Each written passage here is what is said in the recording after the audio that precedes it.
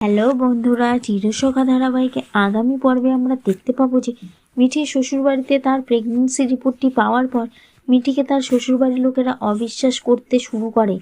এদিকে কৃষাণীও মিঠিকে অবিশ্বাস করে এবং বলে যে এই সব কথা আগে কেন বলা হয়নি।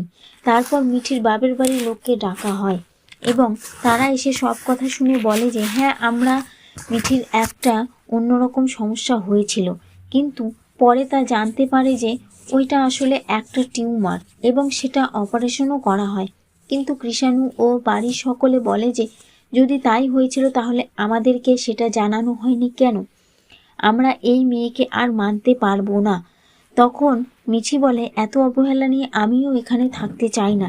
এদিকে স্বতন্ত্র কৃষাণুকে বলে যে দেখো কৃষাণু, তোমার জন্য মিঠি নিজের স্বপ্নকে স্যাক্রিফাইস করে বিদেশে না গিয়ে তোমাকে বিয়ে করেছে।